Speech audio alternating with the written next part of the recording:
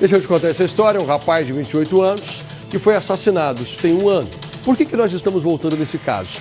A família procurou a produção aqui do Balanço para entender por que é que a polícia arquivou esse caso. A polícia diz que não tem provas suficientes, mas os familiares fazem alguns questionamentos. Como é que a polícia diz que não tem prova diante de tantas evidências e de tantas imagens que foram colhidas, inclusive algumas conseguidas aqui pelo Balanço Geral? Pergunta feita. Não existe prova?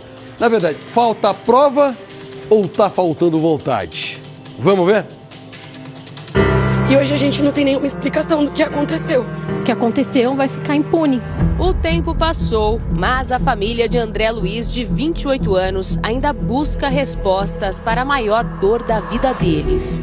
E aí só fica o desespero mesmo da família de tentar entender o que aconteceu, porque ele saiu para trabalhar, né? E a gente não tem respostas. E eu nunca na minha vida pensei em passar por uma situação dessa. Estas foram as últimas imagens de André antes de ser assassinado. A vizinha e a filha dela estão assustadas porque há dias um motociclista estava rondando a região. E naquela manhã, ele já tinha aparecido. André, então, se oferece para acompanhar uma das vizinhas até o ponto de ônibus.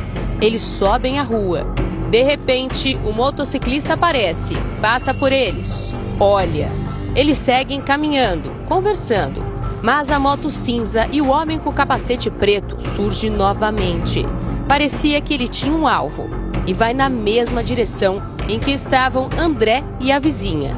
O que acontece depois não foi registrado por câmeras de segurança. Ela informa que no momento que o motoqueiro parou, ela já achou que era um assalto, né? Por conta de ser um local, né, de mata e às vezes tem assalto mesmo, ela já foi entregando a bolsa e ele só gritou corre. Em depoimento, a vizinha disse à polícia que o motociclista abordou os dois exatamente aqui e mandou que ela corresse. Ela então subiu a rua. Depois, ouviu 4 disparos. André foi atingido 2 vezes, no peito e no abdômen. Foi socorrido, mas não resistiu. O suspeito fugiu sem levar nada. O que chama atenção é que este caso aconteceu há mais de um ano e até agora a família não tem pistas de quem pode ter atirado em André. Um homicídio ainda sem solução e um assassino à solta. Eu não acredito na possibilidade de roubo, porque não levaram nada dele, né? Nem nada da pessoa que estava com ele. E pra mim, parece mesmo que foi uma execução de uma pessoa premeditada. Para piorar a situação, o Ministério Público arquivou o caso, sem ao menos apontar um possível suspeito, o que gerou ainda mais revolta. Investigação no DHPP, eles falaram que eles estavam investigando e que a investigação ela estava tomando um rumo. Mas aí hoje a gente entende que ela não tomou rumo nenhum porque ela foi arquivada por falta de informações, né? Por falta de provas. Eles não deram a mínima, né? Porque foi arquivado também muito rápido. Falta de provas não existe. Porque além de ter testemunha, onde tudo aconteceu, tem prova sim. Quando um caso é arquivado, isso significa que dificilmente se chegará a um culpado. Para este advogado, faltou o empenho da investigação durante o inquérito policial.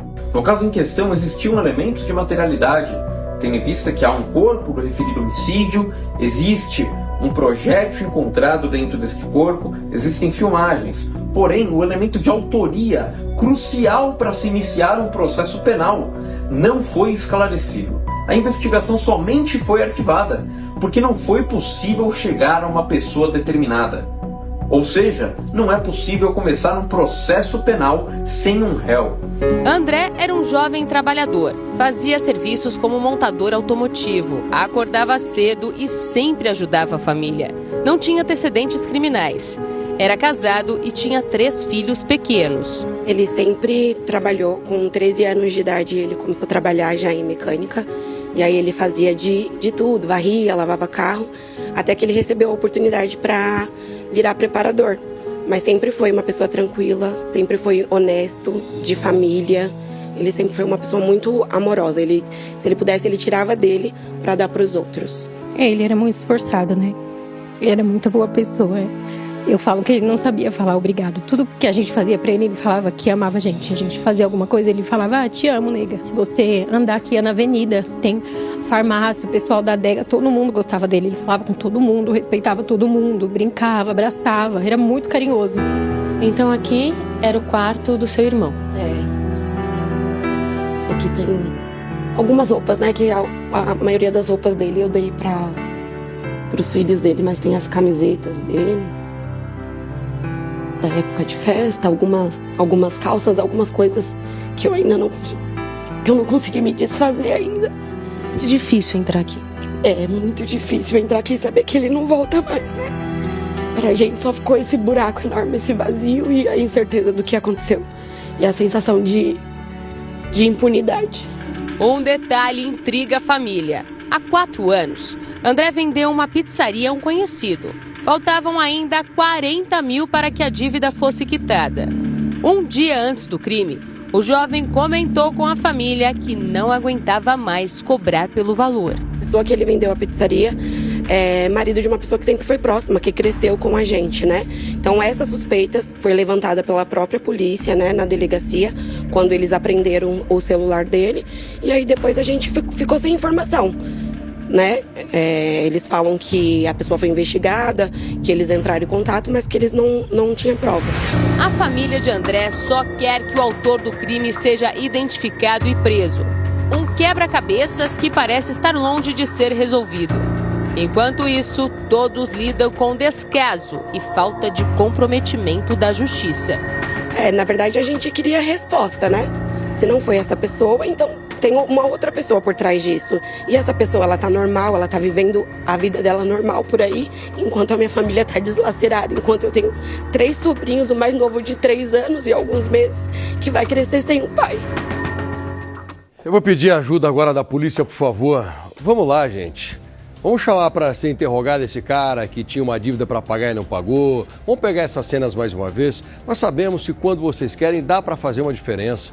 O que não pode é arquivar essa investigação. A gente não consegue dar uma resposta agora, mas continuem o trabalho. Tá? Vou pedir direto para a polícia aqui. Vamos fazer isso aqui? Eu vou voltar a falar sobre esse assunto. Espero que vocês se mobilizem, porque isso é em respeito a uma família que está sofrendo. Não dá para deixar um assassino miserável desse solto.